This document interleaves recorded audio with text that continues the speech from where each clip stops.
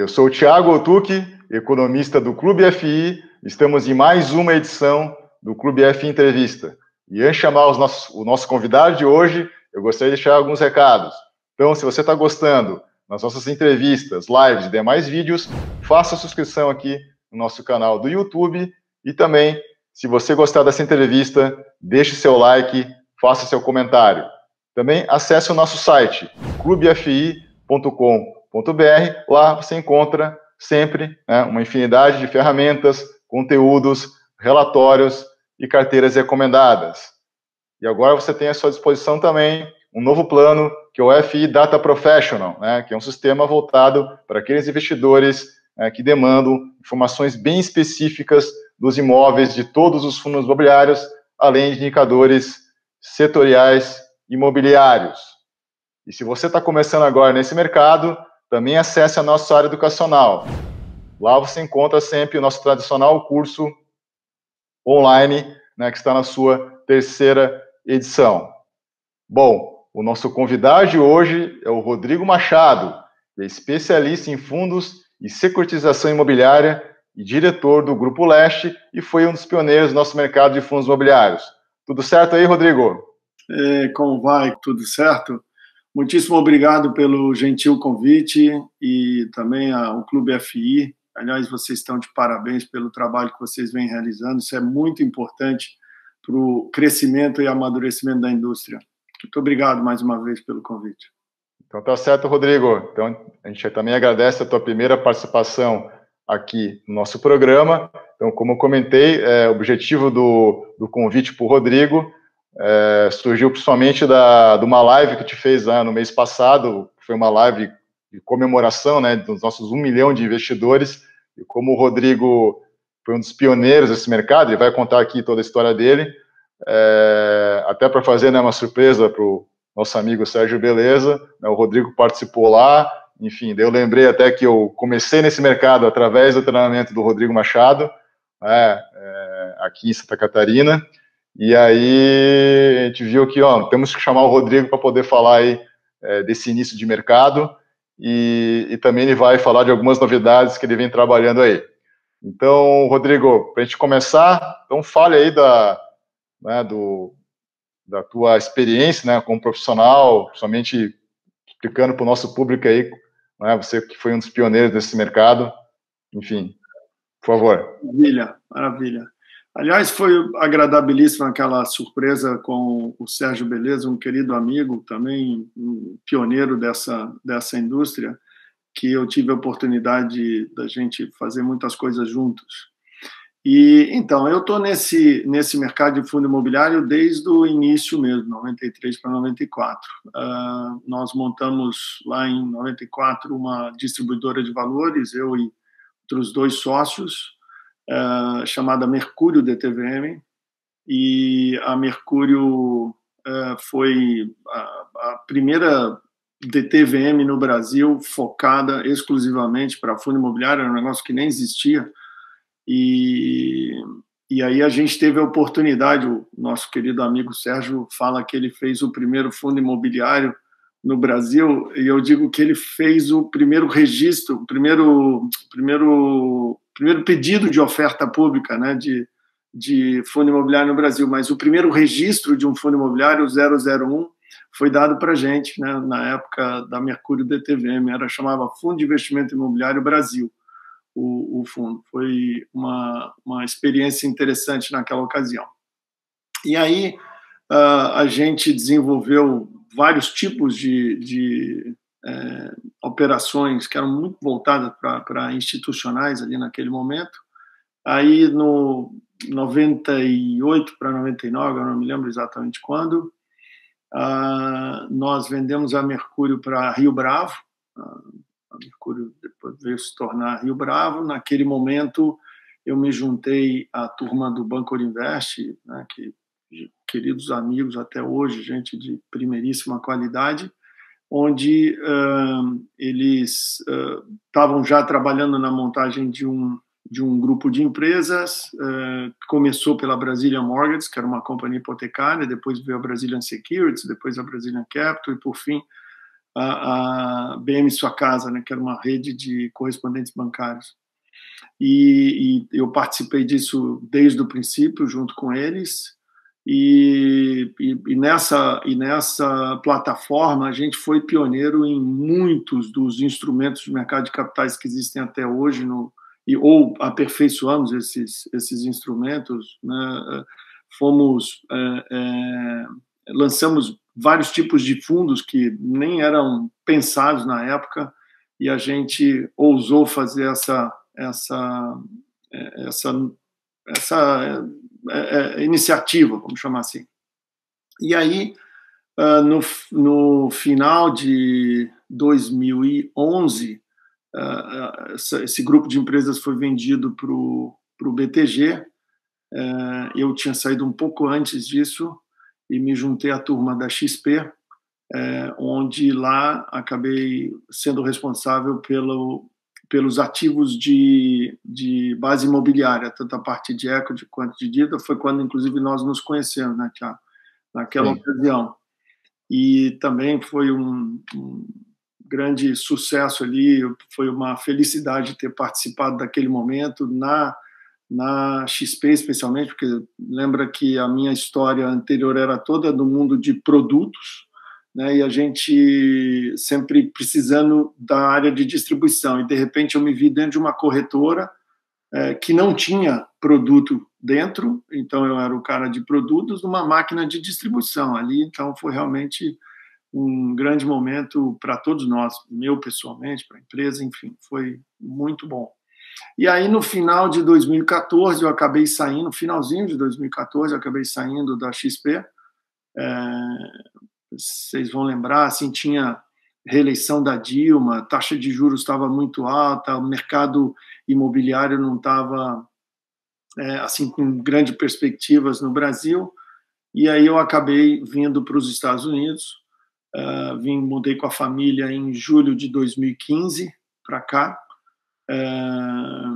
e de lá para cá a gente montou eu e outros 2 sócios, o Felipe Vieira e o Marcos Morgado. Nós montamos a Reed Invest, que era uma pequena boutique de investimentos, uma pequena boutique de investimentos, e a gente começou então a desenvolver soluções de negócios, tanto no Brasil quanto aqui nos Estados Unidos, voltado para o mundo imobiliário, como sempre, né? Como que eu venho fazendo ao longo dos últimos 26 anos. E aí, aqui nos Estados Unidos, eu acabei tendo que me reinventar aqui, né? Encontrar os caminhos, por onde ir, que tipo de ativo, quais são os players com quem eu tenho que me juntar. Enfim, foi um aprendizado enorme. Conseguimos fazer algumas coisas bem interessantes aqui, quando agora, no início do ano, o Stefan de Sabri e o Emmanuel Herman da Leste me chamaram, me mostraram o plano de negócios que eles tinham, super ambicioso, e falaram: você não quer se juntar ao time e vir tocar esse negócio aqui? E aí, aquilo para mim foi assim, juntar a fome com a vontade de comer, porque era tudo que eu imaginava numa estrutura pronta, né, com gente de altíssima qualidade lá dentro, com grande capacidade de execução. Falei, tá na hora. E aí a gente acabou, então, juntando os nossos esforços dessa boutique da Reed Invest que a gente montou, tanto aqui nos Estados Unidos quanto no Brasil. A gente acabou sendo incorporado pela Leste, então eu assumi aqui as operações do Real Estate Equity aqui nos Estados Unidos, e o Marcos e o Felipe ficaram no Brasil, tocando a parte de fundos e a parte de IB, de Real Estate no Brasil também, com a marca Reed junto com a Leste. Então, acho que agora nós estamos num momento muito bom, tanto no mercado brasileiro de fundos imobiliários quanto aqui nos Estados Unidos, e a gente quer aproveitar isso da melhor maneira possível, levando soluções criativas, inovadoras para o público de um modo geral. Bom, legal, Rodrigo. Enfim, então realmente você passou por todas essas fases, né, no nosso mercado. Não sei se a gente pode dividir em 3 ou 4 fases, né? A primeira lá no 94, 95, depois teve aquela fase da XP, a distribuição, né? A gente começou a ir mais para o mercado de varejo, depois teve essa crise que você falou, né? Somente porque o juros fez esse movimento contrário, né? Que a gente tem hoje, e agora acho que está entrando já numa nova fase aí, que eu acho que vai ser uma fase realmente muito próxima para os fundos imobiliários,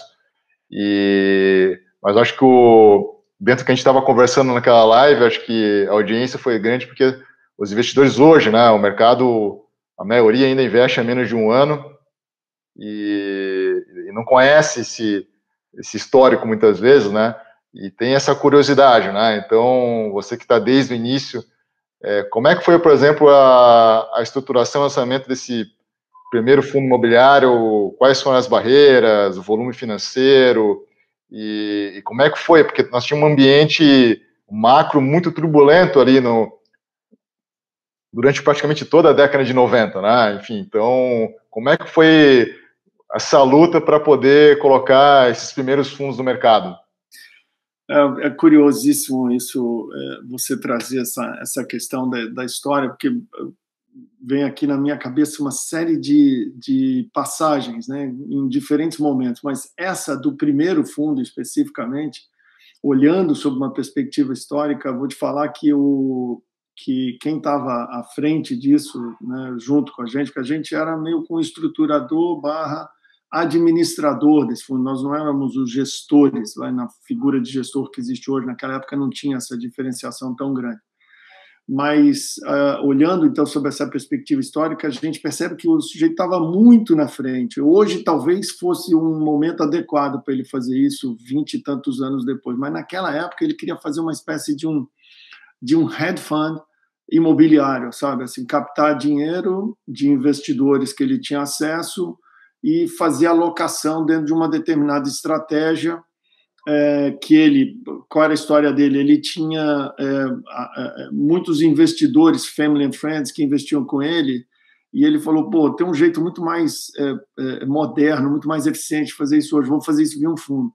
E o fundo, na época, se eu não me engano, era de 10 milhões de reais, na época, imagina, super pequeno, e a gente não conseguiu captar tudo, captou só um pedaço pequeno e ele começou a fazer esse investimento.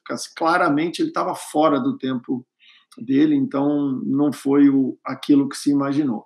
Mas isso foi lá bem no início, o primeiro de todos. Depois essa indústria foi muito para o mundo institucional, acabou depois fechando a porta por um tempo, por uma série de circunstâncias, tanto do ponto de vista fiscal quanto do ponto de vista regulatório. Mas aí vem uma onda depois que foi o início do varejo. Essa sim tem muita curiosidade dessa época, porque o primeiro fundo que acabou depois virando um ícone nessa indústria, que você deve se lembrar, que é do Shopping Pátio Higienópolis, foi assim uma enorme dificuldade para a gente colocar. Naquela época a gente estava comprando 25% do shopping por 40 milhões de reais. E, cara, a gente acreditava tanto nessa possibilidade, nessa opção. Imagina, na época, o fundo oferecia uma garantia de rentabilidade mínima de 15% ao ano, de 1,25 ao mês para o cotista, me lembro disso, e o CDI, na época, era 19, alguma coisa assim. Então, assim, a gente estava oferecendo algo muito abaixo do que as pessoas tinham para risk-free, né, para um CDI da vida. Então, foi muito difícil quebrar essa barreira. Só para você ter uma ideia, no final, a gente teve que negociar com alguns fornecedores do shopping, por exemplo, o construtor do shopping acabou recebendo parte do pagamento dele, que ainda estava em aberto, em cotas do fundo, que depois, evidentemente, muito tempo depois, ele ficou super feliz de ter feito isso, porque virou um objeto de desejo, né? Cota do fundo do Shopping Pátio Higienópolis. Mas, na época, foi dificílimo a gente ter feito esse exercício. Depois, a gente fez um fundo de um hospital, do Hospital da Criança, que era muito curioso, porque a gente ia ofertar o Hospital da Criança como fundo, como investimento, e as pessoas devolviam dizendo assim, não, eu já tenho plano de saúde, não preciso disso. Não, a gente não está te oferecendo plano de saúde, a gente está te oferecendo um investimento. Enfim, foi curiosíssimo. Assim, a gente passou por muitas etapas super difíceis. Me lembro a primeira vez que a gente fez um fundo que daria para considerar, era, né, naquele momento era considerado o início da massificação, da gente ir realmente para um público maior, que foi um fundo que nós montamos com a Caixa Econômica Federal. E naquela ocasião, a gente estava acostumado a ter assim pouquíssimos investidores por fundo, né? Por cada oferta era bem pequena. Me lembro que a gente, no prospecto, por exemplo, quando a gente ia preparar os prospectos, mandar imprimir os prospectos, a gente imprimia poucos prospectos assim para ficar na mão dos diretores de distribuição, enfim, mas poucos, não tinham muito. E nessa ocasião a Caixa, a turma da Caixa pediu, eles que iam fazer a distribuição, pediu que a gente fizesse um prospecto, pelo menos um prospecto para cada agência. Aí a hora que a gente viu, assim, naquela época eram acho 4.000 prospectos, sabe? Quando a gente fazia 20, 30 prospectos, os caras vieram com um pedido de 4.000 prospectos. Eu falei, não vai funcionar por aí. Enfim, foi assim, muita coisa pitoresca na reunião de vendas, né? Que a Caixa falou para a gente, não, a gente vai fazer uma reunião só com os superintendentes, um grupo mais restrito para treinamento de vendas. Foi a primeira vez que a gente estava fazendo aquilo, porque antes a gente fazia treinamento de vendas com 20, 30 pessoas.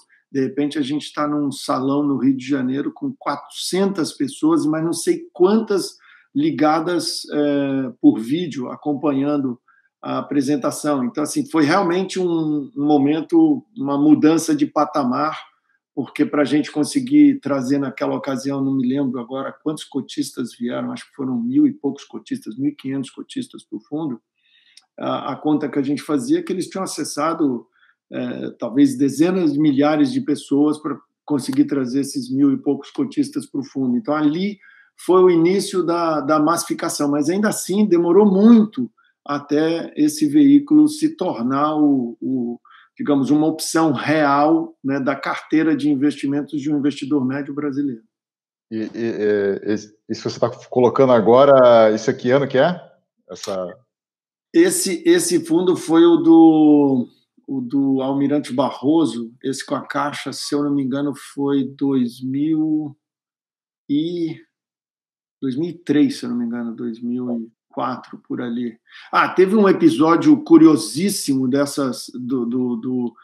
nessas ofertas ainda sem ser a massificação, que foi do edifício Torre Norte, que até hoje tem esse fundo, onde todo mundo vai se lembrar disso, quem participou disso em alguma etapa, que é o seguinte, a gente estava dentro de um buffet enorme, preparando uma apresentação para fazer para os corretores, que naquela época os corretores imobiliários é que faziam a oferta. Estou falando isso lá para trás, quando de repente começam a chegar mensagens por alguns poucos celulares, porque nem todo mundo tinha celular naquela época. Foi 2001. O que era? Ataque a Torres Gêmeas. A gente, naquele dia de manhã, tinha sofrido o ataque das Torres Gêmeas. E o nosso material de publicidade para a oferta dos fundos era, naquela época, não sei se vocês, certamente vocês não vão se lembrar, mas quem acompanhava vai se lembrar, a oferta era feita como se fosse feito uma oferta de um produto imobiliário, um lançamento imobiliário. Então, eram 8 páginas centrais do jornal, com as fotos super grandes, assim, tipo Sony Center, um ícone da cidade de Berlim, Chrysler Building, um ícone da cidade de Nova York, ia mostrando os ícones construídos pela Tishman e terminava com o Torre Norte, um ícone da cidade de São Paulo. Imagina, isso era um material de publicidade aprovado pela CVM, e aí naquele dia o ataque à Torre Gêmeas. A gente, para tudo, não dá para a gente vender Torre Norte agora, não dá para a gente vender nesse formato, o que vai acontecer? Isso no 11 de setembro de 2001. Bom, fato bem curioso mesmo, não conhecia essa desse fundo nesse momento. Rodrigo, a gente chegou agora, né, a 1 milhão aí de investidores. Então, como é que você avalia essa evolução do mercado, né? Quer dizer, você está citando alguns fundos já, esses fundos que final dos anos 90, início dos anos 2000, que você está considerando aí o início realmente do que a gente conhece desse mercado de varejo, né? Então, vamos lá, a gente está agora com 20 anos, então, aí, pelo menos desse mercado. Você citou muitos monoativos, né? Porque qual que era o motivo de ser um monoativo? Quer dizer, era mais simples de vender isso, explicar. E se você, então, agora, nesse momento, se você vê sentido em ter monoativos no mercado, ou você acha que realmente a tendência até esses fundos serem incorporados por fundos maiores? Isso é um bom ponto, Thiago, porque como naquela época era tudo muito novo, né, a gente estava desbravando esse mercado, a gente e outros importantes players estavam desbravando esse mercado, a nossa percepção era que era muito importante você dar uma ideia de tangibilização para aquele investidor. Então, quando você trazia um ativo específico para ele, ele enxergava aquilo com muito mais facilidade do que se você trouxesse um mandato, né? Tem aqui um mandato por onde a gente pretende ir, e seria, naquela ocasião, muito mais difícil de viabilizar uma captação com investidores, pessoas físicas. Então, essa era a razão principal de por que a gente fazia fundos monoativos. E se tem espaço hoje, né, que você perguntou para monoativo, a resposta depende do monoativo. Se a gente estiver falando de um ativo de enorme porte, né, com capacidade de geração de receita forte, com mixed use projeto, né, um projeto com vários tipos de negócios dentro daquele ativo único, não vejo por que não poderia decolar bem. Mas, óbvio, tem que ter volume, porque senão você começa a comprometer questão de liquidez em secundário, uma série de outras coisas, concentração de risco. Você tem alguns elementos que jogam contra, mas eu acho que vai depender do porte e do tipo do ativo. Não dá para dizer objetivamente, dá ou não dá. Vai depender um pouco dessas questões. E aí, em relação ao terceiro ponto da tua pergunta, que vendo esse mercado hoje com 1 milhão, né, que a gente participou daquela live com os amigos lá comemorando esse número, cara, isso assim, é a realização de um sonho, porque eu me lembro quando a gente chegou em 100 e poucos mil investidores, aquilo a gente costumava demonstrar nos fóruns que a gente participava, né, de discussão institucional desse tema, que a indústria de fundos imobiliários tinha passado em pouquíssimo tempo de 15 mil pessoas físicas para 100 e poucos mil em pouquíssimo tempo, assim, sei lá, 1 ano, vai. Aquilo era o máximo para a gente, né? Assim, aquilo era motivo de festa, de comemoração, porque a gente já tinha 100 e poucos mil pessoas físicas investidas em fundo imobiliário na Bolsa. E você pensar, hoje 100 e poucos para 1 milhão é nada, né? Então, assim, realmente é a realização de um sonho quando a gente começou isso lá atrás, e vendo que efetivamente isso é uma boa opção de investimento para o investidor médio brasileiro, por N situações. Primeiro, porque o brasileiro, de um modo geral, adora investir em imóveis. Sempre gostou, isso é uma questão cultural nossa. Depois, o fundo permite um grau de diversificação que ele, para investimento direto, ele não conseguiria. Depois, ele pode entrar aos poucos com investimentos muito menores do que uma unidade de um imóvel, porque a unidade de um imóvel, a menor que seja, é alta. Então, ele consegue entrar com valores muitas vezes menores do que ele poderia ter que juntar, botar esse recurso num outro tipo de aplicação, com outro tipo de risco, para depois ter a capacidade de entrar no imóvel. Então, através de um fundo imobiliário, ele vai entrando devagarzinho, de forma diversificada, em vários segmentos, em vários tipos de ativos. E a melhor é quando ele precisar sair, ele tem liquidez. Ele tem uma liquidez, hoje, o mercado secundário no Brasil é super líquido, né? Da maior parte dos fundos, não sei, provavelmente deve ter vários fundos com baixa liquidez, mas a maior parte dos fundos tem ótima liquidez. Então, para mim, é evidente o match entre um perfil médio de investidor brasileiro e o que a indústria de fundos imobiliários pode oferecer para eles. E, no final do dia, o que é o objetivo final disso?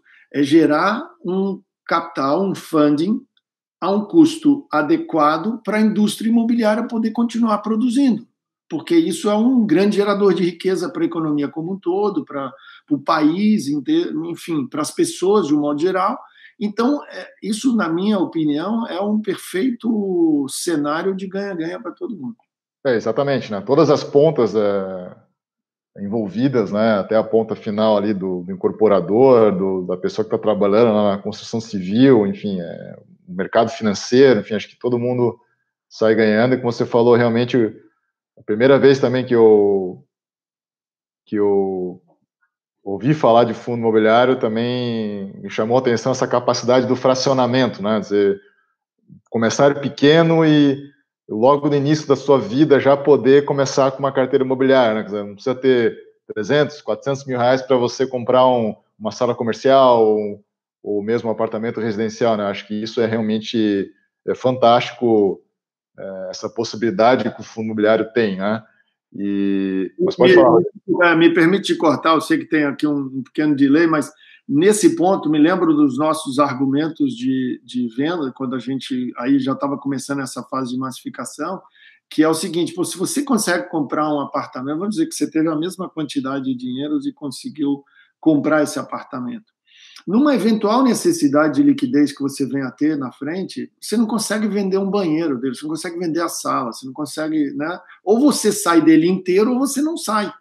E você sair dele inteiro, você vai incorrer em custos de vendas dele inteiro, você vai ter imposto sobre 100% dele, enfim. Enquanto no fundo imobiliário, você pode sair com, entre aspas, o equivalente ao banheiro, o equivalente à sala, ou seja, ao tamanho da sua necessidade, incorrendo nos custos de transação e imposto sobre ganho de capital daquele tamanho que você precisa. Então, assim, o argumento é muito forte, é muito eficiente a forma de você investir. Evidentemente, você tem que tomar todos os cuidados, ver quem é o gestor que está por trás, ver qual tipo de ativo que você está entrando, se aquilo está compatível com o teu perfil de risco ou não, enfim. Tudo isso continua valendo, não muda. Né? Mas, sem dúvida nenhuma, que a ferramenta traz muita vantagem, muito benefício. Sim. E, Rodrigo, antes de te passar aqui a falar um pouco mais, né, do Grupo Leste, um pouco mais de um veículo aí novo que vocês estão estruturando, você já falou, né, até te perguntar agora também, você já falou sobre esses bastidores, algumas curiosidades, realmente fatos muito, muito interessantes que você nos colocou, e da parte de securitização imobiliária, né, porque os fundos de CRI têm crescido muito. A gente está falando aqui da audiência, só para ter uma ideia, chama muita atenção, na semana passada, né, o CUBEFI faz um ranking dos fundos mais comentados, porque lá no CUBEFI tem um fórum para cada um dos fundos listados, né? Então, só o sistema da semana passada, o fundo Hectare, né, que é um fundo que está agora bastante conhecido, né, no mercado de recebíveis, teve impressionantes 850 comentários numa semana só naquele fórum sobre aquele fundo, né? E sempre os bem ranqueados aí agora são os fundos de recebíveis, né, os mais comentados. Não sei se você poderia contar um pouco também do início desses fundos de CRI, né? Enfim, como é que é esse processo da securitização? Isso também foi super interessante na época. Não sei também, né? Quem estava no mercado naquela época vai se lembrar. Existia uma visão do mercado de securitização de que os grandes bancos poderiam criar uma empresa, como se fosse uma agência, como tem aqui nos Estados Unidos, né, a Fannie Mae e a Freddie Mac, que elas centralizariam, elas reuniriam, né, os recebíveis para fazer essas emissões públicas de uma única vez. Então, os grandes bancos daquela ocasião se juntaram e montaram uma empresa chamada Cibrasec, na época, Companhia Brasileira de Securitização, que acabou não conseguindo funcionar como imaginado originalmente, por N fatores, mas seguramente um deles era a dificuldade desses grandes bancos se organizarem, olhando estrategicamente o desenvolvimento dessa indústria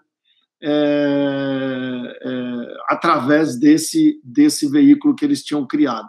E aí a gente acabou criando em paralelo uma empresa chamada Brazilian Securities, e naquele momento nós montamos em sociedade com 2 sócios da Rossi Residencial lá para trás, o seu Edmundo e o seu João Rossi. Eles eram nossos sócios nessa empreitada lá no início.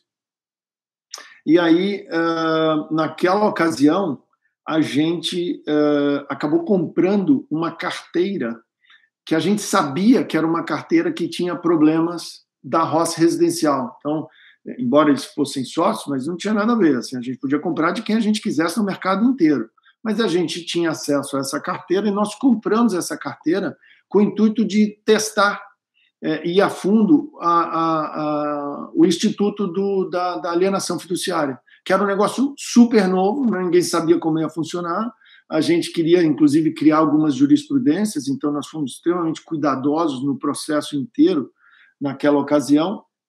Um time nosso lá das Brasílias, que era capitaneado naquela ocasião pelo Fernando Cruz, time de primeiríssima qualidade, tocando esse mundo da securitização e desbravando também aspectos legais, regulatórios, jurisprudenciais, enfim, essas coisas todas que eu tô mencionando aqui, no lado da securitização. Só muito tempo depois, nas discussões institucionais dos fundos, que foram permitidos aos fundos comprar CRIs para suas carteiras, porque existia uma preocupação regulatória de que isso podia ter até uma alavancagem excessiva do sistema, que aí podia acontecer o que aconteceu aqui nos Estados Unidos. Então tinha uma discussão desse tipo, e tanto que no final o que institucionalmente esses grupos do qual eu coordenei por muitos anos, 14 anos eu fui coordenador desses grupos, tanto na Bolsa quanto na Ambima, quanto no Secov São Paulo, acabou propondo, e a CVM aceitando, de que os fundos poderiam comprar CRIs para as suas carteiras, mas não poderiam comprar as CCIs diretamente, porque precisaria interpor um agente no meio que desse a formatação de valor mobiliário para o ativo que fizesse parte da carteira do fundo, e não a CCI direto, né, a cédula de crédito imobiliário. Então, assim, muita coisa foi discutida, muita coisa foi perdida no meio do caminho, outras foram aprimoradas, e esse fundo de CRI, por exemplo, na minha opinião, é uma grande sacada da indústria, e que tem gerado um funding importantíssimo para a indústria. Olha o volume que foi gerado de CRI nos últimos 10 ou 15 anos, é um negócio absurdo, né? Sim, até estava fazendo essa semana um levantamento hoje dos fundos estados, né? O segmento recebível imobiliário já é o segundo, só perde para lajes corporativas, né? Tem 66 fundos de estados hoje nessa categoria de recebíveis imobiliários, já com patrimônio próximo a 25 bilhões já, né? Se você somar todo o patrimônio negociado em bolsa. E emissão atrás de emissão, então acho que isso vai crescer bastante. Então, até para a audiência entender, então, primeiro, bem antes, né, surgiu o CRI, né, a base, então, foi a legislação americana, e depois, então, para que pudesse ter o fundo hoje de papel, que a gente chama, né, o fundo imobiliário que compra CRI, foi, então, um amplo debate até se chegar nesse ponto, né? Enorme, enorme. Fora todas as questões derivadas desse debate, questões, inclusive do ponto de vista tributário, regulatório, enfim, assim, as discussões foram enormes, Thiago, até que a gente conseguiu chegar nesse formato, a indústria, né, como um todo, chegou nesse formato, que hoje, na minha opinião, é um formato vencedor. E está aí a prova, a quantidade de fundos que você mencionou, um volume crescente, é um produto muito bem aceito, né, pelo investidor, evidentemente, se bem estruturado, bem gerido.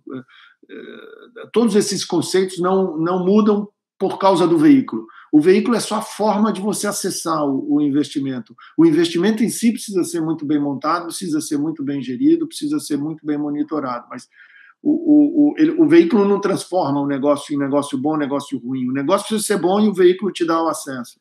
Então, os CRIs, os fundos, tudo isso pressupõe uma boa estruturação, uma boa gestão e um bom monitoramento por quem está tocando o ativo. Legal, Rodrigo. Agora entrando na parte do mercado lá fora, né? Você falou já está há alguns anos aí nos Estados Unidos, né? Então você de lá para cá, nesses últimos 5 anos, né? Que você falou, você está já aí, você está estudando, estruturando então projetos imobiliários no mercado norte-americano, é isso? Exatamente, Thiago. Estou aqui já há 5 anos e meio aproximadamente. E com a família, todo mundo, enfim, comecei a vir um pouco antes de mudar com a família, e aprendi que o mercado imobiliário americano é um mercado altamente sofisticado, altamente diversificado e extremamente líquido, correto? Assim, é um mercado onde aqui é muito comum você estar, de repente, olhando uma operação, um deal, e, de repente, chega do nada, out of the blue, um player para ali olhar junto com você, um cara que você nunca ouviu falar, você conversa com as pessoas do mercado, quem já conhece, quem conhece, não conhece, e é um cara de mais de $1 bilhão de patrimônio, de ativo, porque assim, é um mercado muito, muito grande aqui. É muito comum isso acontecer. E aí, o nosso desafio aqui foi encontrar quais segmentos atuar e como atuar, porque você tem inúmeras formas de atuação aqui. E aí, uma coisa que eu aprendi é que aqui nos Estados Unidos, a engenharia financeira do negócio é tão importante quanto o negócio em si, porque você consegue extrair muito valor de uma inteligência financeira por trás da estruturação do negócio. Porque como você tem acesso a alavancagem aqui, a muito recurso e barato, então, dependendo da forma como você estruturar a operação, o teu retorno pode ser substancialmente diferente. Isso vale também para os aspectos tributários e societários aqui nos Estados Unidos, que são extremamente sofisticados. Então, assim, o desafio aqui foi, primeiro, entender todas essas estruturas, né, qual a melhor forma de estar no formato, enfim, governança, reporting, licenças e assim por diante. Depois, identificar os segmentos, porque os segmentos também são super diferenciados, super diversificados, muitos deles não são comuns no Brasil. Te dá um que a gente gosta muito aqui, que é o do segmento de multifamilies, que está começando agora no Brasil de uma maneira ainda muito embrionária, poucos players estão fazendo isso, por uma razão muito simples do Brasil. Até pouco tempo atrás, a lei do inquilinato era muito protetiva, ela protegia demais o inquilino e em detrimento do proprietário. E aí, com aquele intuito de proteger, supostamente proteger quem mais precisava, acabava prejudicando o inquilino, porque o proprietário ou investidor não desenvolvia projetos imobiliários para o fim de locação residencial, porque a justiça brasileira era muito paternalista. E aí, agora, com essas mudanças recentes, permite você começar a fazer um movimento nesse sentido. Mas aqui nos Estados Unidos, não. É um mercado extremamente pragmático, extremamente transparente, com jurisprudência no país inteiro em relação a esse tema. E aí, então, é muito comum você ter aqueles grandes complexos residenciais onde todo mundo que mora ali é inquilino. Ninguém é proprietário de uma unidade residencial específica, uma fração do imóvel. Todo mundo que está ali é inquilino.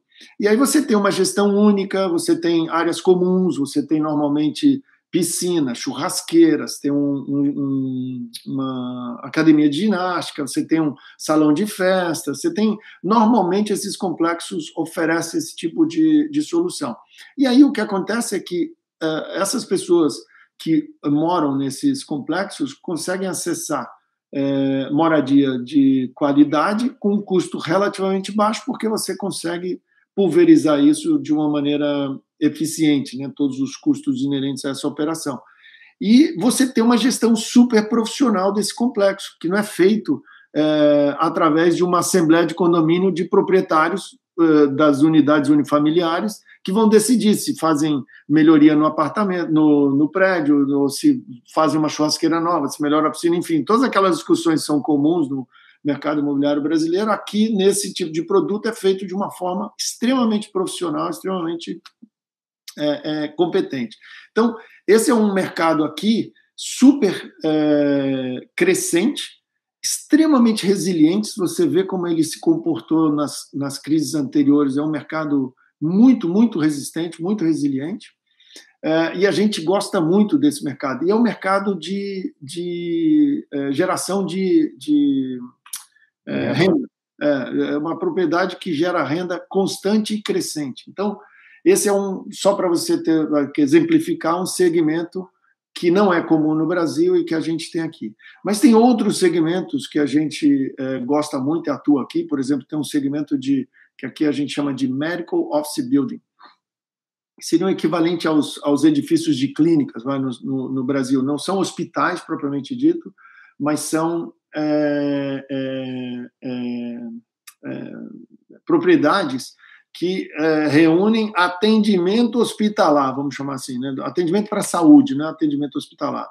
Então, eles normalmente orbitam em volta de grandes hospitais, que são centros gravitacionais para esse público, para essa população, e esses ativos são independentes do hospital, têm vida própria, uma operação como de um empreendimento comercial qualquer, com seus inquilinos, enfim, mas também uma gestão extremamente profissional e de uma demanda crescente na indústria americana. Então, também outro segmento que eu estou falando que não é muito comum no Brasil, só para ilustrar. E a gente, então, passou por essas diferentes fases.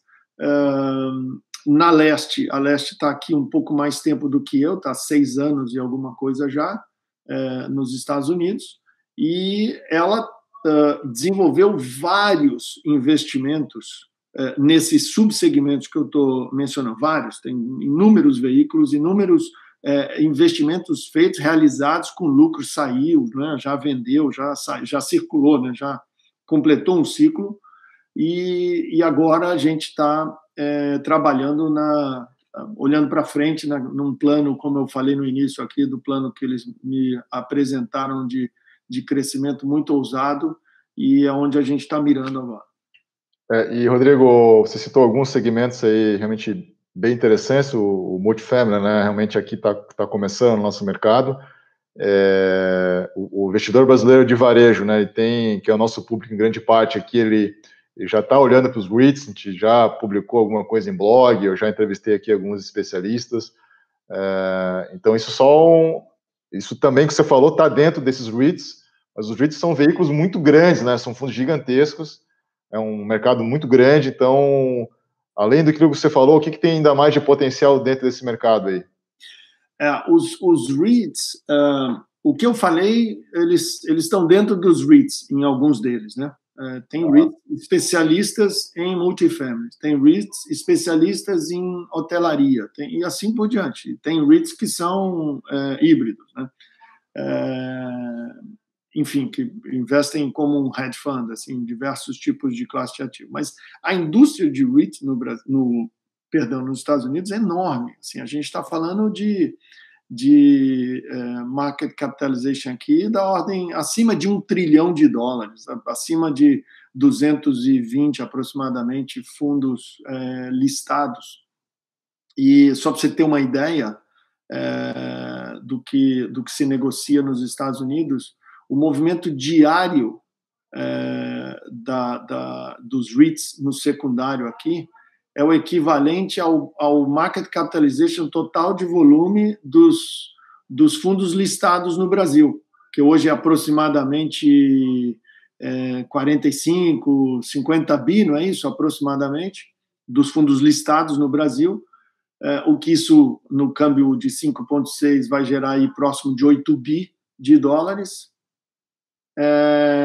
Aqui se movimenta 8 bi de dólares no secundário diariamente, nessa indústria de REITs. Então, é uma proporção completamente diferente da do Brasil. E aqui tem de tudo, sim, REIT até de ferrovia, tem REIT de praticamente todos os segmentos de base imobiliária, tem um REIT específico. E aí, o acesso do brasileiro a esse tipo de investimento não é um acesso fácil, não é um negócio que o brasileiro consegue, de forma simples, acessar esse investimento aqui. E quando consegue, ele não é fiscalmente eficiente, a forma de você vir do Brasil para cá e fazer esse tipo de investimento. Então, é importante você ter uma estrutura por trás que possa te ajudar nesse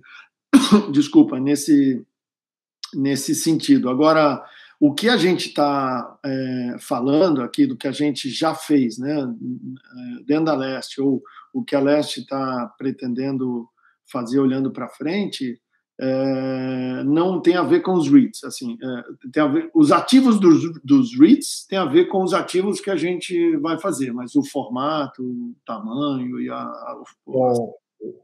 Pegando teu gancho aqui, né, Rodrigo, é uma coisa que chamou a atenção, que, enfim, depois da live a gente acabou conversando, achei bem interessante aí o projeto que vocês estão desenvolvendo aí na Leste, e todo o trabalho que você já vem estudando esse mercado imobiliário já há tantos anos aí, né, nos Estados Unidos. Então agora vocês estão, eu sei que tem muita coisa que você não pode, né, tornar público aqui, mas eu queria que você falasse então que vocês estão numa fase de uma situação então de um veículo de investimentos, né, não está totalmente ainda formatado, que vai realmente facilitar que todo o mercado brasileiro, mercado de varejo também possa investir nessas grandes oportunidades que você citou aqui, né? Então, Thiago, como você bem colocou, eu lamentavelmente tenho algumas restrições, evidentemente não vou poder dar maiores detalhes aqui, mas o resultado final que a gente está buscando fazer, o nosso plano de voo aqui, é criar um mecanismo onde o brasileiro de pequeno porte, não estou falando do brasileiro de altíssima renda, porque esse sujeito já é atendido, né? A gente mesmo tem vários veículos, como eu falei, atendendo esse público de altíssima renda, né, que é que é chamado aqui de ultra high net worth individual. Então, esse cara já é atendido, inclusive por nós. Mas a gente está trabalhando na criação de um veículo, de um veículo de investimento que vai permitir pequenos investidores entrarem no mercado imobiliário americano com o que a gente está aqui chamando de democratização do acesso a esse tipo de investimento aqui. Com essa inteligência que eu acabei de descrever, né, estamos aqui localmente nos Estados Unidos, somos uma empresa brasileira aqui localmente nos Estados Unidos, com todo esse track record, né, com toda essa experiência que a gente tem de Brasil e agora de Estados Unidos,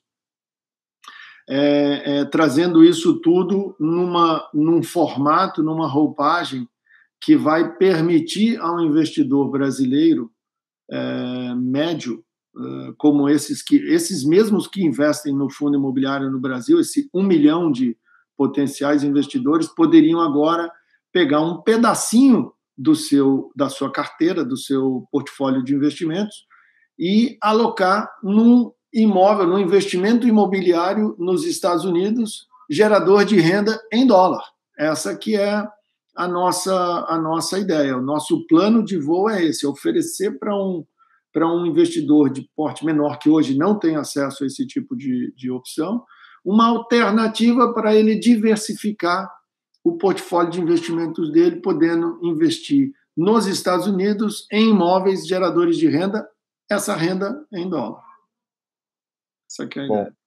Bom, interessante. E, Rodrigo, quais seriam, então, os principais motivos para o brasileiro investir no mercado imobiliário exterior? Então, os dois motivos principais seriam somente esses, né? Seriam, você vê, pode citar outro, né? Seria o processo de diversificação, né? Eu tenho imóveis não só no Brasil, a questão do câmbio, que você teria uma parte em dólar, você coloca também outras questões aí?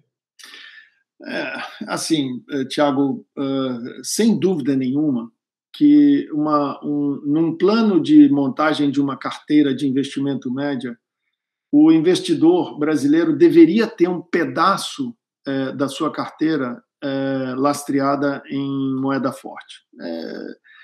Por tudo que já aconteceu no Brasil, por todo o nosso histórico, não estou dizendo que ele tem que sair do Brasil e investir todo nos Estados Unidos em moeda forte, em dólar. Não estou dizendo isso. Estou dizendo que ele tem que pegar um pedaço da sua carteira, e aí vai depender de perfil para perfil, de investidor para investidor, mas teria que pegar um pedaço da sua carteira e alocar em moeda forte, em dólar.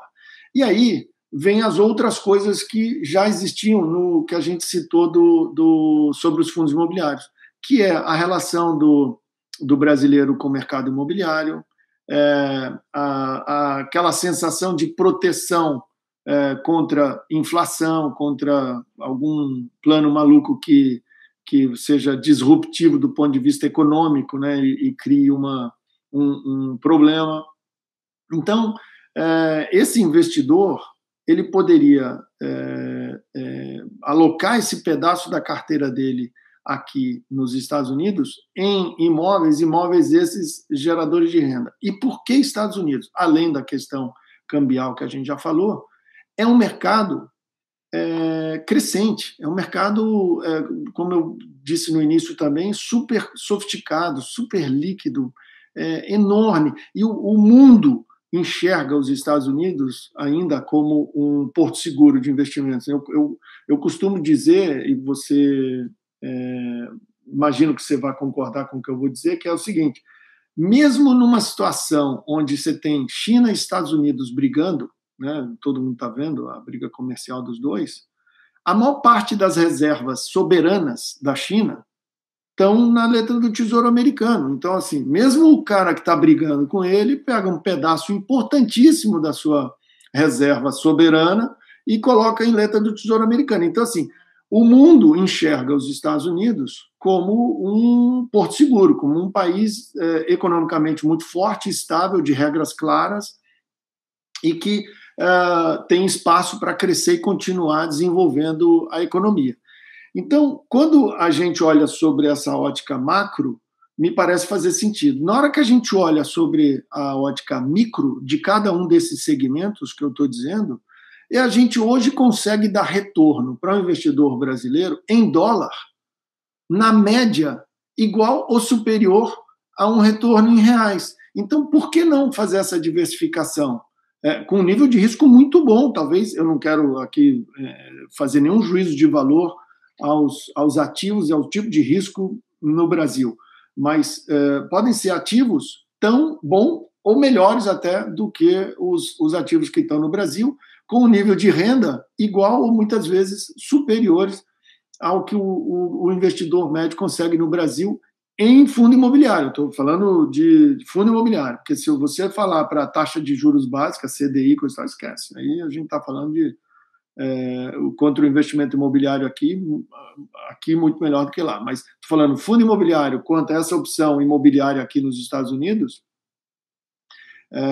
são equivalentes, se não aqui um pouquinho melhor, mas com a vantagem de ser em dólar. Então, esses seriam os argumentos de por que vir para cá. Investimentos imobiliários de renda, independente se você vai comprar via REITs ou veículos de investimentos, como você já estrutura aí, quer dizer, tem um potencial, então, está falando aí da ordem de 7% em dólar, então, é isso? Esses números variam um pouco de segmento para segmento, evidentemente, e do universo temporal que nós estamos falando, tá? Mas a gente acha que esse patamar entre 6% e 7% é absolutamente factível com um grau de segurança elevado. Sim, são segmentos que são mais resilientes, possivelmente você vai ter outros que rendem mais, mas com certeza tem um risco também mais elevado, né? Mas para a realidade brasileira do que hoje é um fundo imobiliário, que é o CDI, acho que faz total sentido e, de novo, aquela ideia da diversificação aí com moeda forte, né? E, Rodrigo, então, infelizmente, chegou aqui na parte final, né, da nossa conversa, realmente foi extremamente agradável. Então, como, né, de praxe aqui no programa, eu gostaria que você fizesse, então, as suas considerações finais. Maravilha. Bom, Tiago, primeiro, mais uma vez, agradecer enormemente o convite de vocês, né, seu, do Rodrigo, do Clube FI, como instituição. Repito aqui, reforço os parabéns pelo trabalho que vocês estão fazendo. Realmente é incrível a evolução do que vocês apresentam aí, apresentaram e apresentam para esse mercado. A educação nesse mercado é fundamental para que você faça melhores escolhas de onde investir, como investir. Então, e essa ferramenta do Clube FI é fundamental para que isso aconteça da melhor maneira possível. Eu te confesso que estou muito animado com as perspectivas, tanto aqui dos Estados Unidos quanto do Brasil. Estou particularmente animado e feliz com essa possibilidade que a gente falou agora há pouco, né, de ofertar essa alternativa de investimento para um investidor médio brasileiro, de poder alocar seus investimentos imobiliários aqui nos Estados Unidos, como diversificação, um pequeno pedaço. E acredito que a gente está num momento muito bom da economia, mesmo considerando aí cenário político, né, se um vence o outro, eu acho que isso, de certa maneira, o mercado está razoavelmente precificado, mas eu enxergo um crescimento da indústria como um todo e dos subsegmentos que nós atuamos de maneira muito consistente. Então, isso me deixa tremendamente feliz e animado com tudo isso que está acontecendo, e em particular pelo fato da gente poder, em breve, se Deus quiser, estar oferecendo isso para o investidor médio brasileiro. É isso. Bom, legal, Rodrigo. Então, obrigado aí pela tua primeira participação aqui no nosso programa, e espero conversar contigo aí em outros momentos, né, para até comentar um pouco, né, já com a carteira já desse veículo no futuro. E, enfim, então, queria agradecer também todo o conteúdo aí que você passou, principalmente na primeira parte, né, com todo aquele histórico do nosso mercado. Tenho certeza que a nossa audiência vai gostar. Então, grande abraço para você aí. Então, também, para a nossa audiência, um grande abraço e até o próximo programa. Até mais.